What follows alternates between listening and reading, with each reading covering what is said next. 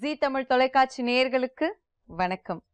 ஒளிமயமான எதிர்காலம் நிகழ்ச்சி மூலமா ஓம்காரம் பகுதியில் சந்திக்கிறதுல சந்தோஷம். உங்களுடைய வாழ்க்கையில் மென்மேலும் வளர்ச்சி பெறவும், பிரச்சனைகள் தீரவும், ஜாதக ரீதியான சந்தேகங்களுக்கு விடை காணவும் யோக ஆஞ்சநேயர் சக்தி பீடம், அனுமன் உபாசகர் ஜோதிட சிம்மம், திருவல்லிக்கேணி சுவாமி கண்ணன் பட்டாச்சாரியா சப்தரிஷி வாக்கியம் மூலம் உங்களுடைய பிரச்சனைகளுக்கு தீர்வு சொல்லுவார். வணக்கம் சுவாமிஜி.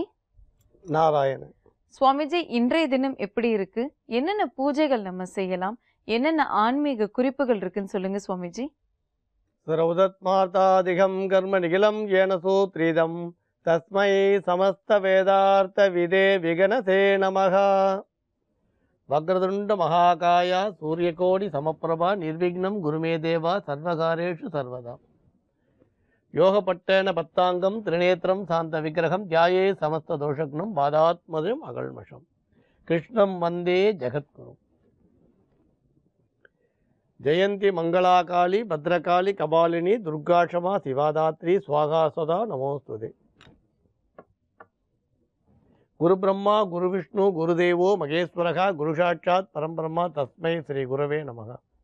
அஸ்மத் குருபியோ நமக. விகனச மகா குருவே நமக. அனுமன் சுவாமிகள் ஆசிகளுடன் மங்களகரமான மன்மத வருடம் ஐப்பசி மாதம் 2ஆம் தேதி 19/10/2015 திங்கட்கிழமையான இன்று பல நல்ல ஆன்மீக தெய்வீக விஷயங்களை பார்க்கலாம்.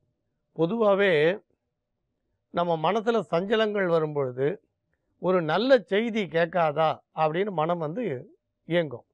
இப்போ உறவினர்களே வராத ஒரு நேரத்தில், நண்பர்களே வராத நேரத்தில் ஒரு காக்கா கத்துறதுன்னா உடனே விருந்தினர் வருவார் அப்படின்னு ஒரு நம்பிக்கை, ஒரு சந்தோஷம்.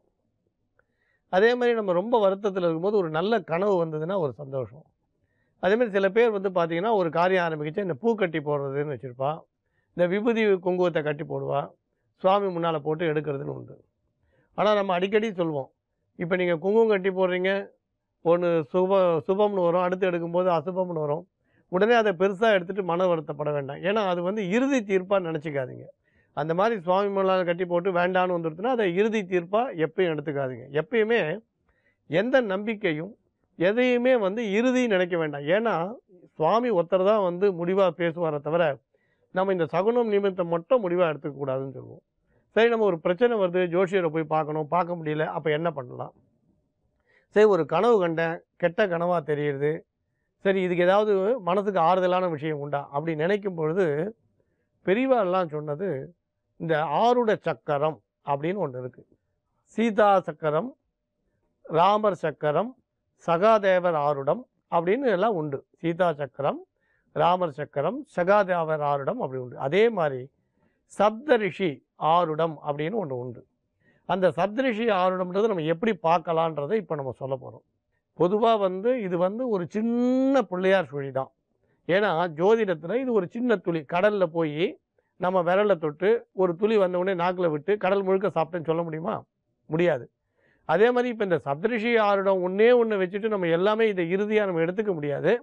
இருந்தாலும் ஒரு கெட்ட சொப்பனம் வரும்பொழுதும், அதே மாதிரி ஒரு நல்ல விஷயம் நடக்குமா நடக்காதா அப்படின்னு நினைக்கும் பொழுதும், ஒரு பொருள் காணாமல் போன பொழுதும், இல்லை வீடு மாறலாமா வேண்டாமா, வேலை மாறலாமா வேண்டாமா, இந்த மாதிரியான மனசில் கிளேசங்கள் வரும் பொழுது இந்த சப்தரிஷி சக்கரம் ஆருடத்தை நம்ம பயன்படுத்தலாம்.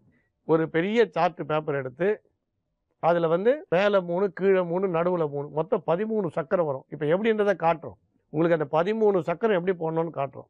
அது மாதிரி சக்கரத்தை வரைஞ்சி அதில் 1லேருந்து நம்பர் வரிசையாக சுற்றி சுற்றி எழுதிட்டு வரணும். அதையும் விளக்கம் சொல்கிறோம்.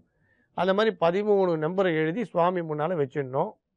அதுக்கப்புறம் எப்போ தேவையோ, ஆனால் இதுக்குன்னு தினமும் எடுத்து இன்றைக்கி நமக்கு பணம் வருமா, நாளைக்கு காலத்தால் நம்ம யாரையா சந்திக்க முடியுமா, நாளைக்கு லாட்டரி சீட்டில் விழுமா, அடுத்த நாளே நமக்கு வீடு எதாவது வாங்கிட முடியுமா, இப்படிலாம் நம்ம தேடக்கூடாது. மனம் எப்போ வருத்தப்படுறதோ, நம்ம ஜோதிடர்களையோ பெரியோர்களையோ எப்போ சந்திக்க முடியலையோ, எப்போ கெட்ட சொப்பனம் மனம் தடுமாறுதோ அப்போ நீங்கள் இந்த ஆருட சக்கரத்தை பயன்படுத்தலாம். ஆனால் இது மட்டுமே தீர்ப்பாகாது. என் பொண்ணு கல்யாணம் பண்ணணும்னு நினைக்கிற பொருத்தம் பார்க்கலாமான்னு இது சக்கரத்தில் பண்ணாதேன்னு வந்துடுதுன்னா, ஐயோ சக்கரத்தில் பண்ணாதேன்னு வந்துடுறதுனால என் பொண்ணு கல்யாணத்தை பண்ண மாட்டேன், இந்த பையன் ஜாதகத்தையே தொட மாட்டேன், அப்படி முடிவு எடுக்கக்கூடாது. அதேமாதிரி கணவன் மனைவி சண்டை வந்துடுதுன்னா தீமைன்னு வந்தது அதனால் 2 பேரும் டைவர்ஸ் போகிறோம் அப்படி நினைக்கக்கூடாது. மனதுக்கு ஆறுதல் தேட வேண்டிய நேரத்தில் இந்த சக்கரத்தை எடுக்கலாம்.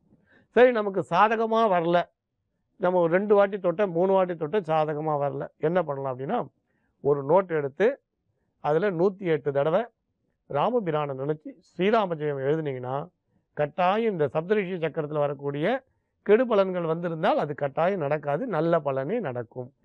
அதனால் இந்த சப்தரிஷி சக்கரத்தை மனதுக்கு ஆறுதல் வரும்பொழுது, கிளேசம் வரும்போது, சந்தேகம் வரும்போது பயன்படுத்துங்க. ஆனால் இதை தினமும் பயன்படுத்தணும்னு நினச்சி காத்தால எழுந்த உடனே காபி சாப்பிட்ற மாதிரி பயன்படுத்தக்கூடாது.